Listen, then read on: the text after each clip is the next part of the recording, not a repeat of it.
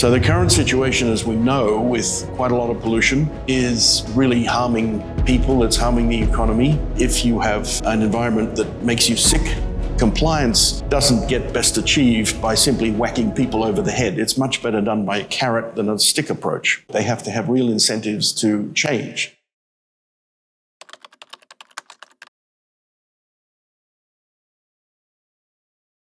Okay, well, thank you.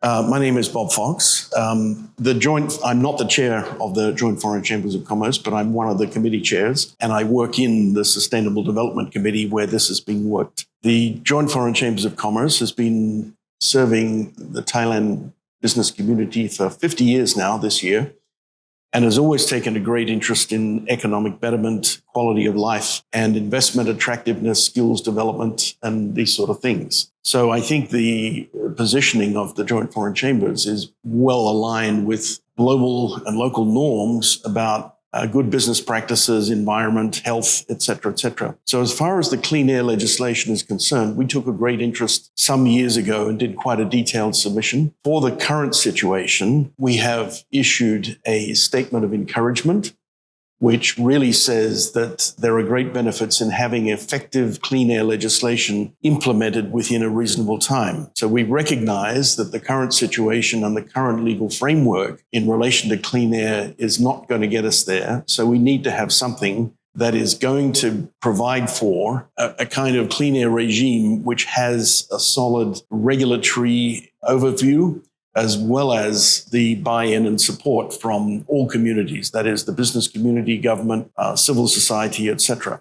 And to make that work, it does need a good legal framework. So therefore, our view has come from looking at things like investment attractiveness, effectiveness of work environments, the economic benefit of Thailand. And when we consider OECD accession, these things are very important, as well as treaties like the EU-Thailand FTA. It will be important to have environments where investment and trade are very attractive propositions. So the current situation, as we know, with quite a lot of pollution, is really harming people, it's harming the economy. We know, of course, that it's not just all about transboundary haze, that there are domestic practices which include agriculture. So it's no easy task to simply say this should be done. There are reforms needed, both in terms of how clean air is managed, how practices are done in terms of polluting sectors and, agriculture as well. It's not for foreigners to come and tell people how to do things. That's absolutely not what we do.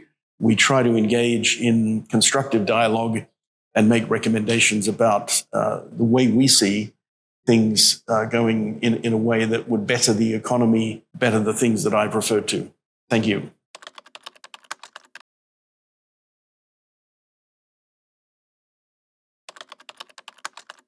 So in any work environment, people may be working indoors, they may be working outdoors, they may be transferring between the two different environments, or they may be moving around. But if you work in an unpleasant work environment for all sorts of reasons, and there are various ways where a work environment can be unpleasant, but one of them is about pollution. And if you have an environment that makes you sick, where you have to take sick days, where you're not functioning very well because the environment has made you feel bad, where it's just not good for your health to be working in that place because it's going to shorten your lifespan or, make you less healthy generally, then that is bad for business. We always look at, particularly, say, for SMEs, where they typically don't have budgets to make big changes. They don't have budgets to invest in big programs to change things. And so SMEs need not only support and help, but they also need to be able to rely on across the board external factors about the environment that are going to help their businesses.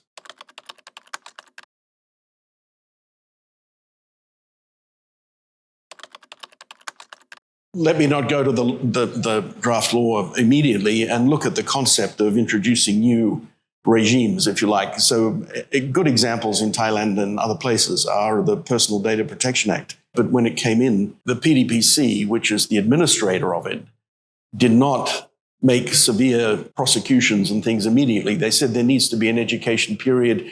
They did light touch administrative fines, and they didn't get to heavy criminal penalties or heavy administrative fines until much later. They gave people a chance to learn and to understand how to do things, and that's important. Compliance doesn't get best achieved by simply whacking people over the head. It's much better done by a carrot than a stick approach. Okay, so that's one example. The EU CBAM is another example where there's a phased-in approach.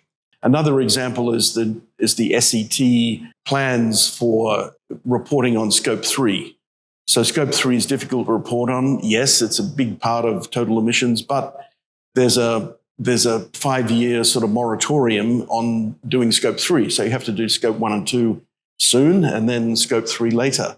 All this public administration is based on the idea that business communities, the economy needs to learn and needs to know how to change and needs to be supported. So in all these things, just as in the climate change law, which is a very, very comprehensive, complex law, there is a fund in that called the Climate Fund, and part of that's going to be used to help companies transition. And this is where, for example, SMEs come in. The draft Clean Air Act has an idea of a fund, and part of the use of that fund would also be to help companies transition where they need it. So we have to look at principles where you allocate the cost of supporting those things. And some people don't like it, but polluter pays principle is one that says you give people a chance to comply, give them incentives to reduce pollution and real alternatives to engaging in current polluting practices. That's the point. They have to have real incentives to change. And then if